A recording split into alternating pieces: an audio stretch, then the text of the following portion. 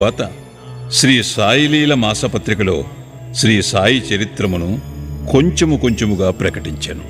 శ్రీ సాయి సచ్చరిత్రం ఈ విధముగా 1923 నుండి 1929 వరకు శ్రీ సాయిలీలలో ధారావాహికముగా ప్రచురింపబడి 1930లో పూర్తి గ్రంథరూపముగా ముద్రించబడినది.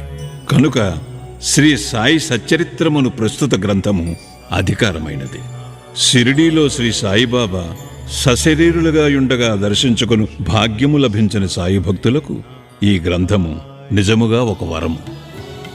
శ్రీ సాయి సచ్చరిత్రమును అన్నాసాహెబ్ దాబోల్కర్ కూర్చెను. కానీ ప్రతి అధ్యాయము చివరను శ్రీ సాయి ప్రేరణచే హెమాడ్ పంతుచే వ్రాయబడినట్లున్నది. కావున ఈ హెమాడ్ పంతు ఎవరని పాఠకులు అడగవచ్చు. అన్నాసాహెబ్ దాబోల్కర్ మొట్టమొదటిసారి శ్రీ సాయిబాబాను సందర్శించినప్పుడు వారి బిరుదును దాబోల్కర్కు కరుణించిరి. ఎప్పుడు ఏ సందర్భములో నీ బిరుదు అతనికి వసంగిరో అను విషయము 2వ అధ్యాయములో రచయితే చెప్పియున్నారు. అన్నాసాహెబ్ జీవిత చరిత్ర ఈ దిగువ క్లుప్తముగా చెప్పబడినది. గ్రంథ రచయిత దాబోల్కర్ 1859వ సంవత్సరములో ఠానా జిల్లాలోని కేల్వే మాహిమునందు ఒక పేద ఆద్య గ్రౌడ బ్రాహ్మణ కుటుంబములో జన్మించిరి. వారి తాతతండ్రులు దైవభక్తి గలవారు. దాబోల్కర్ తమ ప్రాథమిక విద్యను స్వగ్రామమందే పూర్తి చేసి పూనాలో 5వ స్టాండర్డ్ వరకు ఆంగ్ల విద్యను అభ్యసించిరి.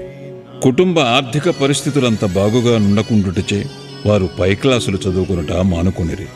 అప్పట్లోనున్న సర్కారు నౌకరీ పరీక్షలో ఉత్తీర్ణులై తన ఊరిలోనే బడిపంతుల ఉద్యోగంలో ప్రవేశించింది. ఆ సమయమందు కులాబా జిల్లాలో మామల్తదారుగానున్న సాబాజీ చింతామణి చిట్నీసను వారు వీరి సచ్చీలతను, బుద్ధి కుశలతను, సేవానిరతిని చూచి మెచ్చుకొని తలాఠీయను గ్రామోద్యోగిగా నియమించిరి. తరువాత ఇంగ్లీషు గుమస్తాగా వేసిరి. పిమ్మట మామల్తదార్ కచేరీలో హెడ్ గుమస్తాగా నియమించిరి. కొంతకాలము జరిగిన పిమ్మట అటవీ శాఖలో ఉద్యోగిగా నుంచిరి. కొన్నాళ్లకు కరువు సంబంధపు పనులందు ప్రత్యేకోద్యోగిగా గుజరాతులోని బ్రోచ్లో నియమితులైరి. ఆయా ఉద్యోగములలో తన బాధ్యతలను అత్యంత సమర్థవంతముగా నెరవేర్చుట వలన 1901వ సంవత్సరం ఠానా జిల్లాలోని షాహాపూరులో మామల్తదారుగా నియమించబడేది. 1903వ సంవత్సరంలో ఫస్ట్ క్లాస్ రెసిడెంట్ మేజిస్ట్రేట్గా బాంద్రాలో నియమించబడేది. వారచట 1907 వరకు ఉద్యోగం చేసిరి. తరువాత ఆయన ముర్బాడ్, ఆనంద్, బోర్షదులలో పనిచేసి 1900